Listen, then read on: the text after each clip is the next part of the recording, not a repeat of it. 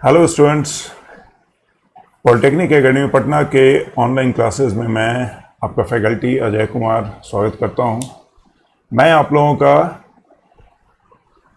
Computer programming through C का paper पढ़ाऊंगा, जिसमें कि मैं आपको ऑनलाइन वीडियो क्लासेस दे रहा हूं। जैसा कि आप जानते हैं कि कोरोना के इस काल में फिज़िकली क्लासरूम का ऑर्गेनाइज़ करना बहुत ही डिफ़िकल्ट है, बहुत मुश्किल है और इसकी भी है। इसलिए इस ऑनलाइन सिस्टम को आप लोगों को फैसिलिटेट करने का हम लोगों ने डिसीजन लिया और इसी के तहत मैं आप लोगों को सी लैंग्वेज का पेपर पढ़ाऊंगा। सी लैंग्वेज का पेपर पढ़ाने से पहले मैं कुछ बातें आपको बताना चाहता हूं, क्योंकि बहुत सारे ऐसे भी स्टूडेंट होंगे जिनको कि कंप्यूटर का कोई बहुत बेहतर आइडिया नहीं होगा। जैसा कि स्क्रीन पे आप देख रहे हैं, ये एक कंप्यूटर सिस्टम है। इस कंप्यूटर सिस्टम में ये जो पार्ट आप देख रहे हैं, ये मॉनिटर कहते हैं, इसे स्क्रीन भी हम कहते हैं।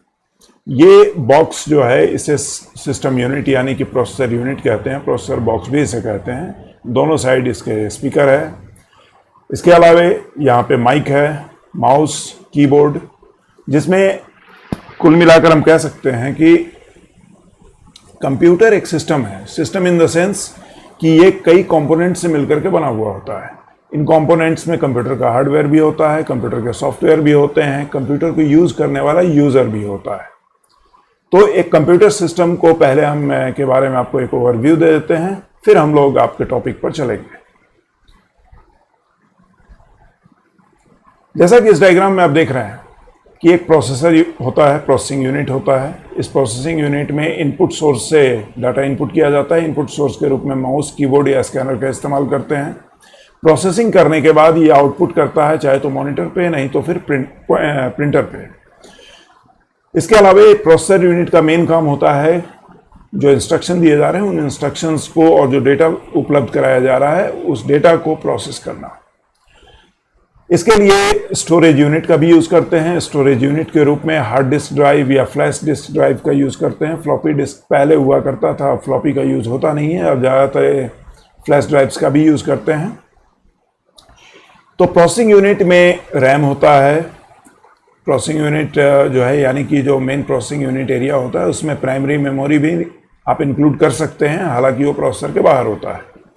तो रैम प्राइमरी मेमोरी हो गया, जहाँ पर जाकर के इनिशियली प्रोग्राम्स और डेटा का स्टोरेज होता है। फिर वहाँ से वो ऑपरेटिंग सिस्टम की मदद से वो सीपीयू के अंदर जाते हैं। प्रोग्राम के इंस्ट्रक्शंस बारी बारी से वो एग्जीक्यूट होते हैं और एग्जीक्यूट होने के बाद फिर वो वापस प्राइमरी मेमोरी में आते हैं और वहाँ से फिर ये आउटपुट डिवाइस पर जाते हैं, जहाँ से कि आप आउटपुट को देख पाते हैं। किसी भी डेटा या प्रोग्राम का स्टोरेज करने के लिए हम परमानेंट स्टोरेज के लिए यूज़ करते हैं, हार्ड डिस्क ड्राइव का या फिर फ्लैश ड्राइव का भी हम यूज़ करते हैं। तो ये तो हो गया कंप्यूटर सिस्टम का एक ओवरव्यू। इसको हम एक डायग्राम के जरिए और बेहतर ढंग से समझ सकते हैं कि सेकेंडरी स्टोरेज, जो स्टोरेज यूनिट है, सेकेंडरी स्टोरेज जिसको कि आप कहते हैं, ये सेकेंडरी स्टोरेज और प्राइमरी स्टोरेज एक दूसरे से इंटरकनेक्टेड होता है। परमानेंटली डेटा का स्टोरेज होता है सेकेंडरी स्टोरेज में, जैसे कि हार्ड डिस्क में। वहाँ से डेटा प्रोसेसिंग के लिए या प्रोग्राम लोड होता है प्राइमरी मेमोरी में। यहाँ से ये डेटा सीपीयू के अंदर जाता है, जहाँ पर एएलयू प्रोसेसिंग का ऑपरेशन परफॉर्म करता है और सीयू जो है, यानी कंट्रोल यूनिट जो है, वो पूरे के पूरे कंप्यूटर सिस्टम को कंट्रोल करता है। इसके लिए जो डेटा इनपुट के रूप में दिए जाते हैं, वो इनपुट डिवाइस के थ्रू, चाहे तो प्राइमरी स्टोरेज या फिर सेकेंडरी स्टोरेज में भी डेटा स्टोर करते हैं, या फिर डायरेक्टली डेटा को हम सीपीयू को भी हम प्रोवाइड कराते हैं। इसके अलावा डेटा का जो फ्लो होता है वो इनपुट यूनिट से भी डायरेक्ट सीपीयू के अंदर हो सकता है। इसके अलावा डेटा का फ्लो जो है वो थ्रू प्राइमरी स्टोरेज ये आउटपुट यूनिट पे जा सकता है, या फिर वो डायरेक्ट सीपीयू से भी आउटपुट यूनिट पे जा सकता है। तो ये जो डॉटेड लाइन से ये शो कर रहा है, ये कंट्रोल फ्लो को, यहाँ से ये सिग्नल्स होते हैं जो कि सीपीयू द्वारा कंट्रोल किए जाते हैं। और डेटा फ्लो जो है, ये जो हार्ड लाइन है, ये डेटा फ्लो को, जो हार्ड एरो है, ये डेटा फ्लो को रिप्रेजेंट कर रहा है। तो कंप्यूटर सिस्टम को आप बहुत ही आसानी से इस तरह समझ सकते हैं कि कंप्यूटर सिस्टम एक ऐसा सिस्टम होता है जो कई कंपोनेंट्स का मिलकर के बना हुआ होता है, जिसमें कि कंप्यूटर के हार्डवेयर, सॉफ्टवेयर, यूज़र भी होते हैं। इसके अलावा सॉफ्टवेयर में ऑपरेटिंग सिस्टम होता है, कंप्यूटर के प्रोग्राम्स होते हैं, जो प्रोग्राम या तो पहले से बने होते हैं या प्रोग्रामर्स द्वारा बनाए जाएंगे, या फिर वो यूजर्स जो डेटा को प्रोवाइड करते हैं, जो डेटा देते हैं, इनपुट या आउटपुट के रूप में डेटा को लेते हैं। तो ये डेटा का फ्लो जो है आपने इस डायग्राम के जरिए बहुत क्लियरली समझा कि जो डॉटेड लाइन्स है ये दरअसल कंट्रोल फ्लो को रिप्रेजेंट करता है। कंट्रोल फ्लो का मतलब हो गया कि ऐसे प्रोग्राम के इंस्ट्रक्शंस जो कि कंप्यूटर के विभिन्न जो कंपोनेंट्स, जो अवयव हैं, उनको नियंत्रित करने का काम करता है। नियंत्रण का अर्थ यहाँ पे हो गया कि वो उन्हें वर्क करने के लिए इंस्ट्रक्शन देता है। वर्क खत्म होने के बाद उन डिवाइसेस को खुद से डिटैच कर लेता है, यानी कि अपने से अलग कर देता है, यानी कि अब उसको एक्टिव नहीं रहने देता, इनएक्टिव कर देता है, सो दैट कि वो अगले किसी भी काम में डिस्टर्ब ना कर सके। नेक्स्ट, अब ये भी समझते हैं कि ये कंप्यूटर कितने लेयर्स में काम करता है।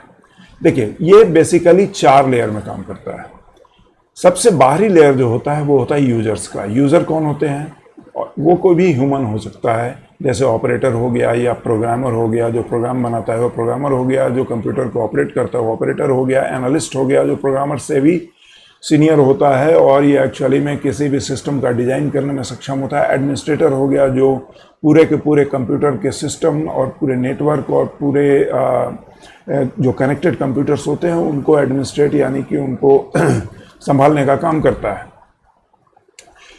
ये यूज़र इंटरेक्ट करता है एप्लीकेशन सॉफ्टवेयर के साथ। एप्लीकेशन सॉफ्टवेयर वो सॉफ्टवेयर्स होते हैं जो या तो पहले से बने हुए होते हैं या फिर आप प्रोग्रामर्स द्वारा भी बनाए जाते हैं। प्रोग्रामर्स द्वारा बनाए जाने के लिए टेक्स्ट एडिटर का यूज़ करते हैं। जो प्रोग्राम बनाएंगे आप वो या तो किसी टेक्स्ट एडिटर में आप टाइप करेंगे या फिर पहले से बने हुए आईडी आते हैं। आईडी का मतलब हो गया इंटीग्रेटेड डेवलपमेंट एनवायरनमेंट। जैसे कि आप सी पे काम करेंगे तो सी पे काम करने के लिए जिस सॉफ्टवेयर का आप यूज़ करेंगे, जिस प्रोग्राम का आप यूज़ करेंगे, उसमें ऑलरेडी पहले से ये फैसिलिटी होती है कि प्रोग्रामर डायरेक्टली उसमें अपने प्रोग्राम को टाइप करे और वहीं से प्रोग्राम को रन कराए, वहीं से उसके एरर्स को चेक करे, एरर को करेक्ट करे, उसमें करेक्शन करके फिर से प्रोग्राम को कंपाइल करे और फिर उसको रन कराए और वहीं पर डेटा इनपुट के रूप में दे। इसके लिए अलग से कोई एडिशनल सॉफ्टवेयर की ज़रूरत नहीं पड़ती है। तो ऐसा सॉफ्टवेयर जिसमें कि सब कुछ इनबिल्ट होता है उसे आईडी कहते हैं। वर्ड प्रोसेसर जिसमें कि आप कोई टेक्स्ट वगैरह टाइप करते हैं, कोई डॉक्यूमेंट क्रिएट करते हैं, या फिर बहुत सारे ऐसे सॉफ्टवेयर हैं जो एप्लीकेशन सॉफ्टवेयर कैटेगरी में आते हैं जो आप नेक्स्ट लेक्चर में और डिटेल में पढ़ेंगे। या फिर आप अगर सॉफ्टवेयर या अपने कंप्यूटर फंडामेंटल पढ़ा होगा तो उसमें इस चीज़ को आप जानते होंगे सॉफ्टवेयर क्या होता है। सॉफ्टवेयर दरअसल सेट ऑफ इंस्ट्रक्शन होता है और सेट ऑफ इंस्ट्रक्शन एक प्रोग्राम होता है। ऐसे बहुत सारे प्रोग्राम्स का जो कलेक्शन होता है उसे एक सॉफ्टवेयर हम कहते हैं, जो कंप्यूटर के हार्डवेयर को ऑपरेट कराने में हेल्पफुल होता है। ये एप्लीकेशन सॉफ्टवेयर्स भी कंप्यूटर के हार्डवेयर को डायरेक्टली ऑपरेट नहीं कर सकते। स्वाभाविक है, इसके लिए उन्हें सिस्टम सॉफ्टवेयर की ज़रूरत पड़ती है। सिस्टम सॉफ्टवेयर वैसे प्रोग्राम होते हैं जो कि कंप्यूटर के हार्डवेयर को कंट्रोल करने का काम करते हैं, जो कि कंप्यूटर उसके अंदर कंप्यूटर के हार्डवेयर को हैंडल करने से रिलेटेड इंस्ट्रक्शंस प्रोग्राम के रूप में स्टोर रहते हैं। इसमें मोस्ट कॉमन जो सॉफ्टवेयर सिस्टम होता है उसे कहते हैं ऑपरेटिंग सिस्टम। बिना ऑपरेटिंग सिस्टम के कोई भी कंप्यूटर का हार्डवेयर वर्क नहीं करेगा। इसलिए किसी भी कंप्यूटर को जब हम स्टार्ट करते हैं तो सबसे पहले वो ऑपरेटिंग सिस्टम को ही अपने मेमोरी में लोड करता है और अब जब ऑपरेटिंग सिस्टम फंक्शनिंग मोड में आ जाता है तब जाकर कंप्यूटर आपका काम करने के लायक होता है, यानी कि आप कंप्यूटर के साथ इंटरेक्ट कर पाते हैं। इसके अलावा एक कंपाइलर वह सॉफ्टवेयर सिस्टम सॉफ्टवेयर होता है जो यूज़र द्वारा लिखे गए प्रोग्राम को कंपाइल करता है। कंपाइल कहने का मतलब, कंपाइलर दरअसल आप एक बहुत ही इजी लैंग्वेज में ये समझ सकते हैं कि जैसे कि हिंदी एक भाषा है, अंग्रेजी एक भाषा है, फारसी है, उर्दू है, इस तरह की बहुत सारी भाषाएं हैं। तो जो भी भाषा है, संस्कृत है, हर भाषा का एक व्याकरण होता है। व्याकरण दरअसल उस भाषा के को प्रयोग करने की जो नियमावली होती है, जो नियम होते हैं, जिनको कि अंग्रेजी में आप ग्रामर कहते हैं या हिंदी में व्याकरण कहते हैं, तो उसका जो कलेक्शन होता है उसी को हम भाषा कहते हैं। तो यहाँ पर ये कंपाइलर भी दरअसल उन्हीं नियमावलियों का एक कलेक्शन होता है जो उस लैंग्वेज से संबंधित तमाम नियमों का अपने पास इंफॉर्मेशन रखता है। और जब भी एक प्रोग्रामर कोई प्रोग्राम का इंस्ट्रक्शन टाइप करता है तो ये कंपाइलर उस टाइप किए गए इंस्ट्रक्शन को चेक करता है कि वो इंस्ट्रक्शन करेक्ट है कि नहीं। अगर करेक्ट नहीं होगा तो ऐसी स्थिति में कंपाइलर उसमें एरर जनरेट करता है, प्रोग्रामर को फिर से उस इंस्ट्रक्शन को करेक्ट करना पड़ता है। और तब जाकर जब कंपाइलर पूरी तरीके से एरर फ्री प्रोग्राम चेक करता है तब जाकर के वो प्रोग्राम एग्जीक्यूटेबल मोड में बदला जाता है और फिर हार्डवेयर पर जाकर के ऑपरेटिंग सिस्टम की मदद से एग्जीक्यूट होता है। हार्डवेयर कंप्यूटर का वह पार्ट होता है जो कि इलेक्ट्रॉनिक सर्किट्स का बना हुआ होता है। तो मेन वर्क जो होता है वो हार्डवेयर सिस्टम में ही होता है, जैसे कि कंप्यूटर का इनपुट यूनिट हो गया, आउटपुट यूनिट हो गया, प्रोसेसिंग यूनिट हो गया, नेटवर्क यूनिट हो गया। ये सारे के सारे हार्डवेयर होते हैं और इन्हें यूज़ करने के लिए सिस्टम सॉफ्टवेयर की ज़रूरत पड़ती है। सिस्टम सॉफ्टवेयर जो है अलाउ करता है एप्लीकेशन सॉफ्टवेयर्स को काम करने के, और एप्लीकेशन सॉफ्टवेयर्स की मदद से ही यूज़र हार्डवेयर के साथ इंटरेक्ट कर पाता है। जैसे कि हम लोग आगे चल करके जो प्रोग्राम पढ़ेंगे, प्रोग्रामिंग पढ़ने से पहले ये बहुत ज़रूरी है एक प्रोग्रामर के लिए कि उसे प्रोग्राम को डेवलप करने आना चाहिए। तो प्रोग्राम को डेवलप करने के लिए हम आपको प्रोग्राम को डेवलप करने के टेक्निक्स बताएंगे, लॉजिक्स बताएंगे। इन लॉजिक्स के अंतर्गत हम आपको आगे चल करके बताएंगे एल्गोरिदम के बारे में कि किसी भी प्रॉब्लम को आप कैसे एनालाइज करेंगे, एनालाइज करके उसमें लॉजिक कैसे आप उसका सॉल्यूशन ढूंढेंगे, उस सॉल्यूशन को आप लॉजिक के फॉर्म में किस तरीके से अरेंज करेंगे। जैसे कि यहाँ पर एक छोटा सा एग्जांपल कोड हमने दिया हुआ है, जैसे कि मल्टीप्लिकेशन टेबल आपको प्रिंट करने के लिए आपको कहा जाता है, यानी कि पहाड़ा के लिए आपको एक ऐसा लॉजिक डेवलप करना है जिससे कि कोई भी नंबर डालें और उसका पहाड़ा प्रिंट हो जाए। तो उसका ये एल्गोरिदम है जो स्टेप बाय स्टेप लिखा जाता है, जिसके एक शुरुआत होती है और एक अंत होता है और बीच में सारे लॉजिक होते हैं। और इसी इंस्ट्रक्शन के बेसिस पर कुछ सेट ऑफ जो सिंबल्स होते हैं उनका प्रयोग करके कंट्रोल फ्लो को दर्शाने के लिए फ्लो चार्ट बनाया जाता है, जिसकी मदद से एक प्रोग्रामर प्रोग्राम में किस तरीके से कंट्रोल का फ्लो हो रहा है, किस तरीके से कंट्रोल एक इंस्ट्रक्शन से दूसरे के बाद तीसरे पे जा रहा है और कहाँ से वो कंट्रोल ट्रांसफ़र ले रहा है, ये सारी जानकारी इस फ्लो चार्ट से प्रोग्रामर को बहुत ही आसानी से पिक्टोरियली मिल पाती है। और ये हो गया उसका आउटपुट, इसका आउटपुट हो गया ये, जो हम लोग एक तरह लॉजिक को डेवलप करने के बाद में हम सैंपल डेटा को पास करा करके हम इस लॉजिक को चेक करते हैं कि हमारा ये जो लॉजिक हमने डेवलप किया है, ये लॉजिक हमारे प्रोग्राम में फिट बैठ रहा है कि नहीं। जैसा हमें क्वेश्चन दिया गया है उस क्वेश्चन के अकॉर्डिंग जो हमें आउटपुट आना चाहिए वो आउटपुट हमें दे रहा है कि नहीं। तो उसके लिए हम लोग यहाँ एक सैंपल टेस्ट करते हैं जो हम आगे चल करके आपको बताएंगे। उसके बाद जब एल्गोरिदम और फ्लो चार्ट का कॉन्सेप्ट आपको समझ में आ जाएगा तो इस तरह का जो ये आप एक स्क्रीन है, ये दरअसल सी लैंग्वेज का आईडी का स्क्रीन है। देखिए टर्बो C++ आईडी यहाँ पे लिखा हुआ है। ये आईडी जो है, इसी में ये जो एरिया है ये प्रोग्राम डेवलपमेंट एरिया है, जहाँ पे एक प्रोग्रामर जो होता है वो एक प्रोग्राम के लॉजिक्स को टाइप करता है। टाइप करने के बाद में फिर ये डिफरेंट मेन्यूज़ हैं, इन मेन्यूज़ में ऑप्शंस होते हैं। जैसे देखिए यहाँ कंपाइल लिखा हुआ है, यहाँ पर रन लिखा हुआ है। तो इसकी मदद से ये प्रोग्राम को कंपाइल करता है, एरर चेक करता है, एरर को फ्री करता है। इसके बाद उसको कंपाइल जब कंप्लीट होता है तब उसको फिर वो रन कराता है। रन करा करके यहीं पे इनपुट डेटा देता है, जिस इनपुट डेटा को प्रोसेस करके ये प्रोग्राम जो है वो आउटपुट देता है। अब आइए सबसे पहले हम लोग आपके कोर्स को आगे बढ़ाने से पहले सबसे पहले आपके इस पेपर से संबंधित क्या क्या आपको पढ़ना है और मैं आपको क्या क्या पढ़ाऊँगा ये इसको डिस्कस कर लेते हैं। तो इंट्रोडक्शन अबाउट कोर्स, इसमें हम स्टार्ट करेंगे आपको introduction to C language. C language का पहले आपको परिचय देंगे जो कि आज ही देंगे, इसी वीडियोस में देंगे। और इसके बाद फिर आपको हम इसके नेक्स्ट जो वीडियो बनेगा उसमें हम आपको प्रोग्राम डेवलपमेंट स्किल बताएंगे, साथ ही एल्गोरिदम और एल्गोरिदम का कॉन्सेप्ट देंगे, फ्लो चार्ट का कॉन्सेप्ट देंगे, साथ ही डिफरेंट प्रोग्रामिंग प्रॉब्लम्स को सॉल्व करने का तरीका बताएंगे, उसकी लॉजिक हम कैसे बिल्डअप करते हैं ये बताएंगे, और डिफरेंट प्रॉब्लम्स जो आपके सिलेबस के अकॉर्डिंग है और कुछ एडिशनल प्रॉब्लम्स भी एग्जांपल के तौर पे हम आपको उसका सॉल्यूशन डेवलप करके आपको यहाँ पर इस वीडियो के मार्फत आपको बताएंगे, और जिसकी मदद से आप एक प्रोग्राम को डेवलप करना सीख जाएंगे। इसके बाद फिर जब ये सारे लॉजिक्स और सारे फ्लो चार्ट और एल्गोरिदम हम आपको बता देंगे कुछ सर्टेन एग्जांपल्स के साथ, तब हम लोग आएंगे सी पर, जिसमें कि सी का प्रोग्राम का स्ट्रक्चर क्या होगा, किस फॉर्मेट में आप प्रोग्राम को बनाएंगे, उसका कंपाइलेशन कैसे करेंगे, उसके कंपाइलेशन के स्टेजेस क्या होते हैं, उसकी लिंकिंग कैसे करेंगे, फिर उसको फिर लोड कैसे करेंगे, एग्जीक्यूट कैसे करेंगे, ये सब कुछ आपको एक प्रोग्राम को डायग्रामेटिकली आपको बताया जाएगा। फिर इसके बाद आ जाएंगे हम लोग सी लैंग्वेज प्रोग्रामिंग के बेसिक्स पे। यहाँ से यानी कि स्टेप नंबर 6 जो है, टॉपिक नंबर 6, यहाँ से आपका स्टार्ट होगा सी, एक्चुअल सी। तो इसमें हम आपको पहले सी के बेसिक्स बताएंगे, data type, operator, variable, assignments, ये सब कुछ बताने के बाद में फिर आपको इनपुट आउटपुट फंक्शंस के बारे में बताएंगे कि वो कौन से इंस्ट्रक्शंस हैं जिनकी मदद से आप अपने प्रोग्राम में इनपुट और आउटपुट का ऑपरेशन कराएंगे। साथ ही कंट्रोल स्टेटमेंट्स बताएंगे जिसमें कि कंट्रोल को किस तरीके ट्रांसफ़र करते हैं, कैसे हम डिसीजन लेंगे, किस पर्टिकुलर स्ट्रक्चर का यूज़ करते हुए हम प्रॉपर डिसीजन ले सकते हैं। फिर array, function, pointer, structure and union बताया जाएगा। तो ये हो गया आपका कंप्लीट सिलेबस।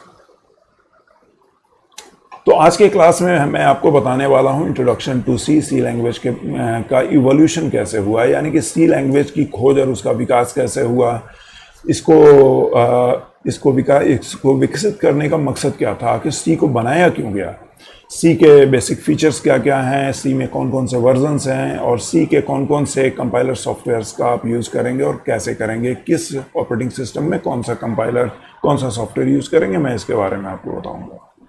तो आइए अब हम लोग शुरू करते हैं आज सी का इंट्रोडक्शन। देखिए, सबसे पहले, इसके पहले कि हम आपको सी का बताएं, सबसे पहले ये बता दें कि सी को आखिर डेवलप करने की ज़रूरत कैसे पड़ी। देखिए, शुरुआत का जो समय था उस वक्त शुरू में कोई लैंग्वेज नहीं आया था। कंप्यूटर का हार्डवेयर होता था, कंप्यूटर का हार्डवेयर को केवल साइंटिस्ट और जो इंजीनियर्स होते थे केवल वही ऑपरेट कर सकते थे, क्योंकि उसके लिए जो प्रोग्राम लिखा जाता था वो मशीन लैंग्वेज में लिखा जाता था।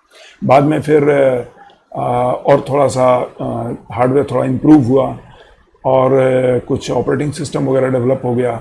तब इसके बाद फिर लो लेवल लैंग्वेज डेवलप किया गया, यानी असेंबली लैंग्वेज डेवलप किया गया। उसी असेंबली लैंग्वेज में मेन फ्रेम सिस्टम के लिए, मेन फ्रेम कंप्यूटर सिस्टम के लिए जो सबसे पहला ऑपरेटिंग सिस्टम बनाया गया तो वो था यूनिक्स ऑपरेटिंग सिस्टम। ये multi user operating system develop किया गया था जब आपका ट्रांजिस्टर्स का डेवलपमेंट हो गया था। तो मल्टी यूज़र ऑपरेटिंग सिस्टम को पहली बार जो डेवलप किया गया वो असेंबली लैंग्वेज में लिखा गया था, और इससे डेवलप करने वाले जो बंदे थे, जो पर्सन थे, उनका नाम था केन थॉमसन। ये दरअसल AT&T बेल लैब्स नाम का, लेबोरेटरी नाम का एक टेलीफोन कंपनी हुआ करता है अमेरिका में। तो उसी कंपनी में ये इंजीनियर थे और उन्होंने सबसे पहले एक BCPL नाम का लैंग्वेज डेवलप किया। तो ये BCPL नाम का जो लैंग्वेज था, जिसका फुल फॉर्म था बेसिक कंबाइंड प्रोग्रामिंग लैंग्वेज, जिसको बाद में केन थॉमसन ने थोड़ा सा और मॉडिफाई किया और उसका नाम छोटा कर दिया, जो इसके नाम के पहले अक्षर यानी कि B लैंग्वेज के नाम पे रखा गया। तो ये जो इसकी ज़रूरत क्यों पड़ी, इसकी ज़रूरत इसलिए पड़ी, ऑपरेटिंग सिस्टम क्या हुआ, जैसा कि हमने अभी थोड़ी देर पहले आपको बताया था कि जो ऑपरेटिंग सिस्टम होता है, यही ऑपरेटिंग सिस्टम एक्चुअल में कंप्यूटर के हार्डवेयर को कंट्रोल करने का काम करता है। बिना ऑपरेटिंग सिस्टम के कोई भी यूज़र किसी भी एप्लीकेशन की मदद से डायरेक्ट हार्डवेयर के साथ इंटरेक्ट नहीं कर सकता है, उसके साथ संपर्क नहीं बना सकता है। तो यूज़र को कंप्यूटर के हार्डवेयर के साथ संपर्क बनाने के लिए जो सबसे ज़रूरी जो सॉफ्टवेयर की आवश्यकता पड़ती है वो कहलाता है ऑपरेटिंग सिस्टम। तो यही ऑपरेटिंग सिस्टम जो है डेवलप किया गया था यूनिक्स के रूप में AT&T बेल लैब में, और ये असेंबली लैंग्वेज में बनाया गया था। बाद में इसको BCPL और B लैंग्वेज डेवलप हुआ।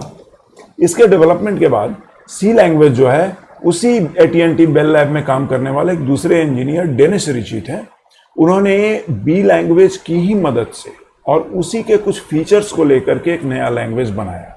यह लैंग्वेज उन्होंने 1970 में बनाया और इसका नाम रख दिया BCPL में पहला B तो केन थॉमसन ने बनाया था, इन्होंने सेकंड लेटर C के रूप में इसका नाम रख दिया सी लैंग्वेज, और यहीं से ये सी लैंग्वेज पॉपुलर हो गया।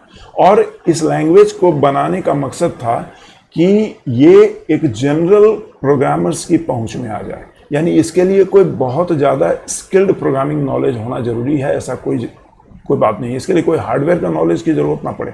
इसीलिए एक general purpose high level language के रूप में इसको डेवलप किया गया, सो दैट कि कोई भी प्रोग्रामर इस पर प्रोग्रामिंग कर सके।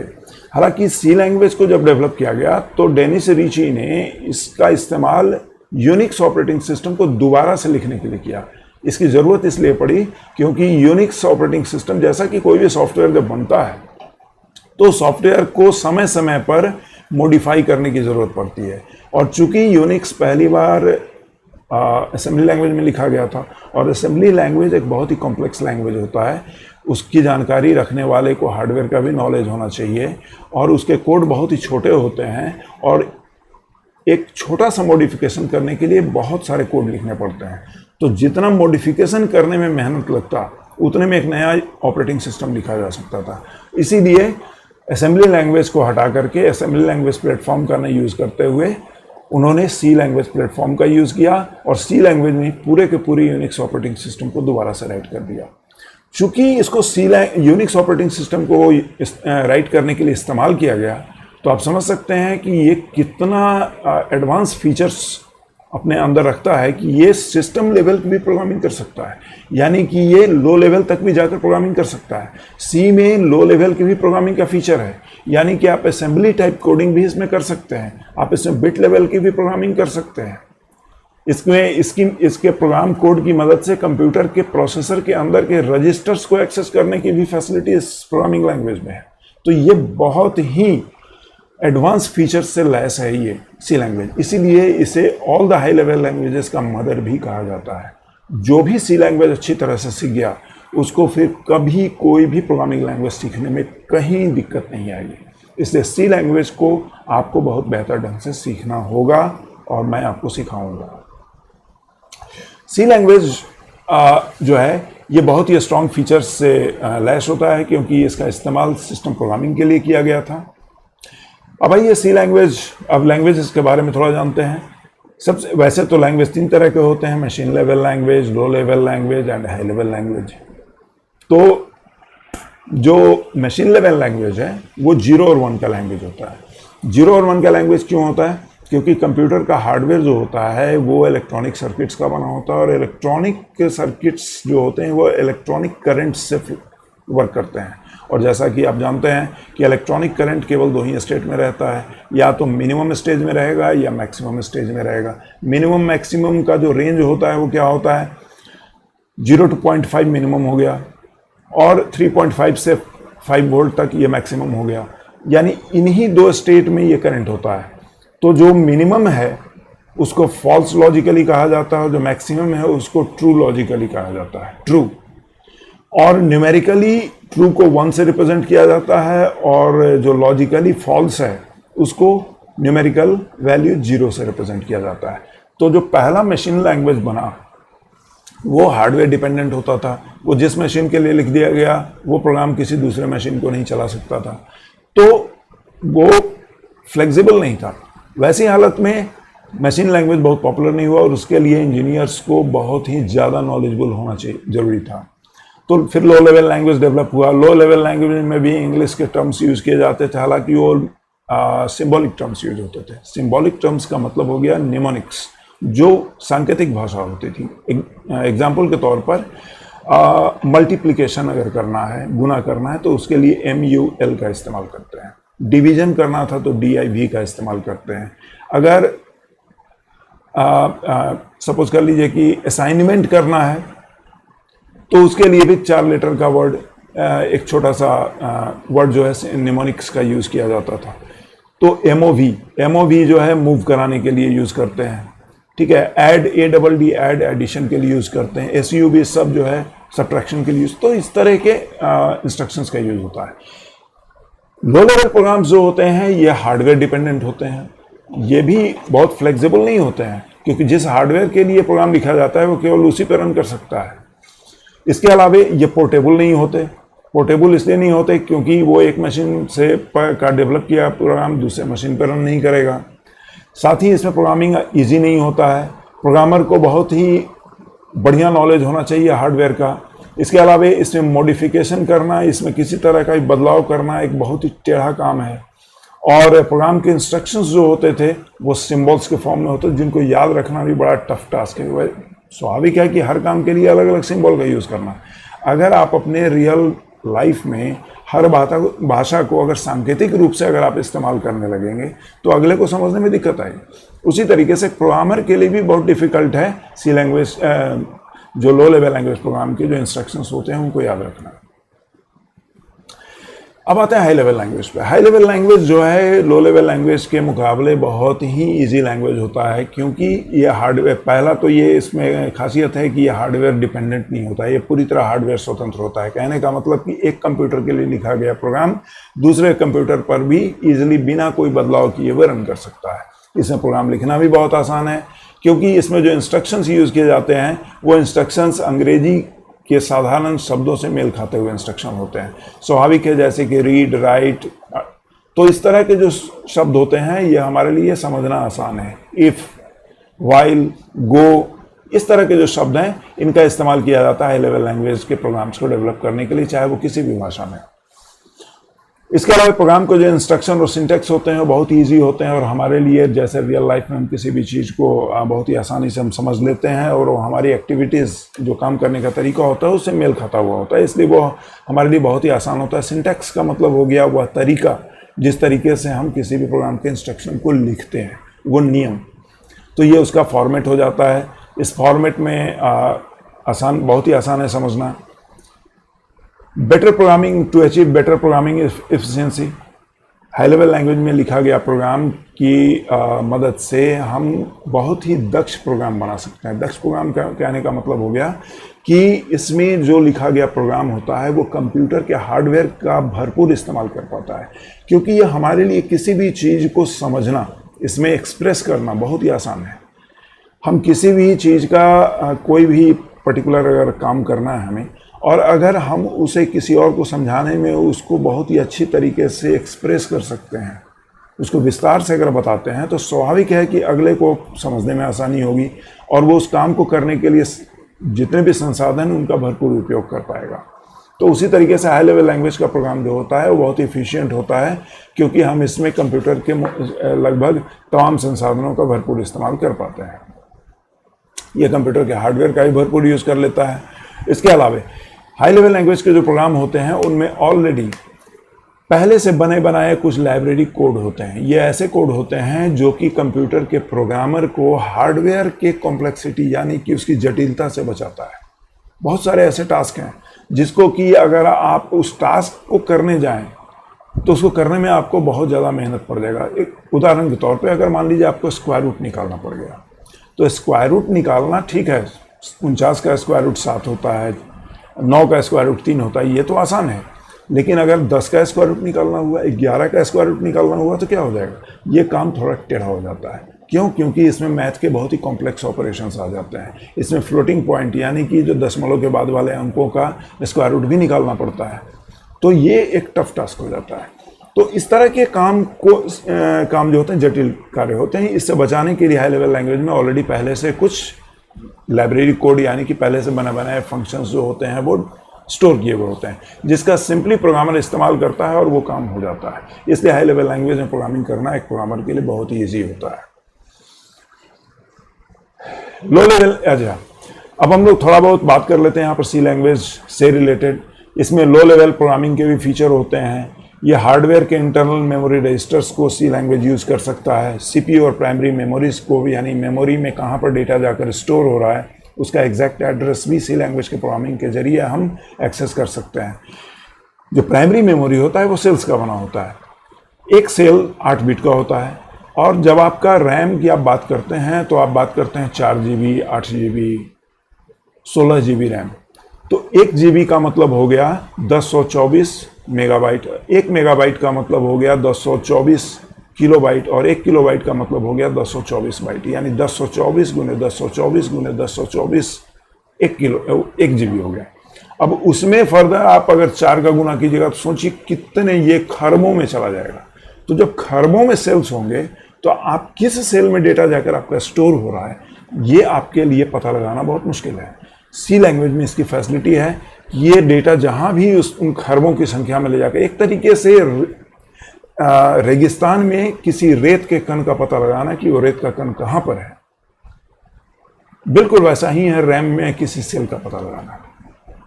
स्वाभाविक है इस काम को करने में सी लैंग्वेज के प्रोग्राम इंस्ट्रक्शंस बहुत ही आपको हेल्प करते हैं, और एक प्रोग्रामर बहुत ही आसानी से रैम के अंदर के मेमोरी लोकेशन को एक्सेस करने में कैपेबल होता है, क्योंकि सी का प्रोग्राम इसकी फैसिलिटी देता है। इसके अलावा दूसरे प्रोग्रामिंग लैंग्वेजेस और सिस्टम प्रोग्राम्स का यूज़ करके और दूसरे एप्लीकेशन प्रोग्राम्स का भी यूज़ करके आप सी लैंग्वेज में प्रोग्रामिंग को कर सकते हैं। कहने का मतलब है कि आप किसी भी, जैसे सी ही नहीं बल्कि आप सी में जब प्रोग्रामिंग कर रहे हैं तो आप किसी दूसरे लैंग्वेज के प्रोग्राम या दूसरे लैंग्वेज के फीचर को भी आप इसमें इस्तेमाल कर सकते हैं। ये एक बहुत बड़ा फैसिलिटी है सी लैंग्वेज में, क्योंकि ये सिस्टम लेवल की प्रोग्रामिंग करने में सक्षम है। ये ग्राफिक्स प्रोग्रामिंग और सिस्टम प्रोग्रामिंग को करने के लिए बहुत ही ज़्यादा इस्तेमाल किया जाता है। तो ये थे हाई लेवल लैंग्वेज के फीचर्स। अब आइए हम लोग बात कर लेते हैं versions of C language compiler, क्योंकि जब आप सी लैंग्वेज सीख रहे हैं तो स्वाभाविक है कि आपको सॉफ्टवेयर की ज़रूरत पड़ेगी। तो इसमें आप कौन कौन से सॉफ्टवेयर का इस्तेमाल करेंगे? अगर आप यूनिक्स ऑपरेटिंग सिस्टम पे काम कर रहे हैं तो आपको सी कंपाइलर, जो कि ऑलरेडी इनबिल्ट होता है, उसका इस्तेमाल आप करेंगे।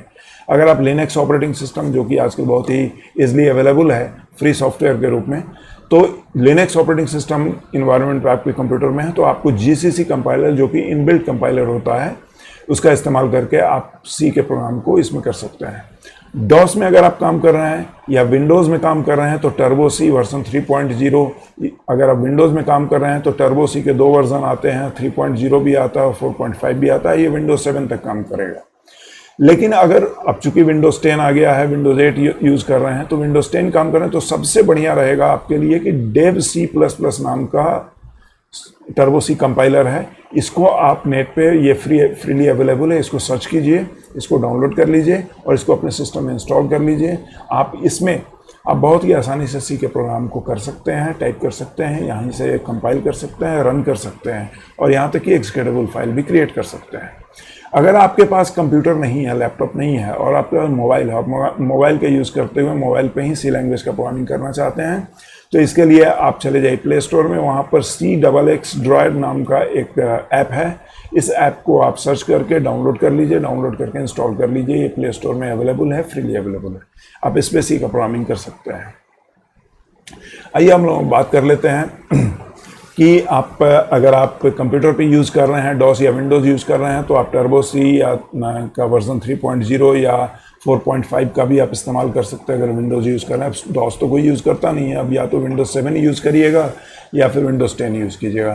तो विंडोज़ 7 तक आप C++ 4.5 का यूज़ कर सकते हैं। लेकिन अगर उससे एडवांस है तो ये, जैसा कि अभी हमने जस्ट आपको सजेस्ट किया कि डेव C++ का इस्तेमाल कीजिए, सबसे अच्छा रहेगा। आपको इसमें किसी तरह की कोई भी दिक्कत नहीं होगी। हर एक जो IDE होता है सी का, उसमें इनबिल्ट फीचर होता है प्रोग्राम को राइट करना, प्रोग्राम को कंपाइल और रन करने का। वैसे केस में कोई भी दूसरा आपको ना तो सॉफ्टवेयर यूज़ करना है और ना ही इसके लिए आपको स्पेसिफिक कमांड्स का यूज़ करने की ज़रूरत है। तो ये रहा आज का इंट्रोडक्शन क्लास। आप इसके बेसिस पे आप समझ सकते हैं कि आपको ऑनलाइन क्लास में किस तरीके से पढ़ाऊँगा। आपको आने वाले जो लेक्चर्स हैं, उन लेक्चर्स में मैं आपको बिल्कुल इसी तरीके से ऑन स्क्रीन, सबसे बड़ा एडवांटेज आपको ये मिलेगा कि ऑन स्क्रीन जो हम आपको टीचिंग देंगे, इसमें आप भरपूर टेक्स्ट मिलेगा जिसको आप नोट डाउन कर सकते हैं। इसके अलावा इसके ऊपर प्रोग्राम के कोड आपको हम रन करा करके बिल्कुल ऑनलाइन दिखाएंगे कि प्रोग्राम को किस तरीके से आप टर्बो सी या डेव C++ में आप टाइप करेंगे, उसको कंपाइल करेंगे। वहाँ पे आपको एरर आएगा तो एरर को भी हम करेक्ट करना सिखाएंगे, इसके साथ साथ रन करना सिखाएंगे और इस तरीके से आप बहुत बेहतर ढंग से सी को सीख पाएंगे। लेकिन कोशिश यही आप करेंगे कि सी को ज़्यादा से ज़्यादा बेहतर तरीके से सीख पाएँ, सो दैट कि फ्यूचर में आपको किसी भी तरह के प्रोग्रामिंग लैंग्वेज में दिक्कत ना हो। Thank you. तो आज के लिए हम लोग नेक्स्ट क्लास में, नेक्स्ट लेक्चर में हम लोग डिस्कस करने वाले हैं introduction to programming. Thank you very much.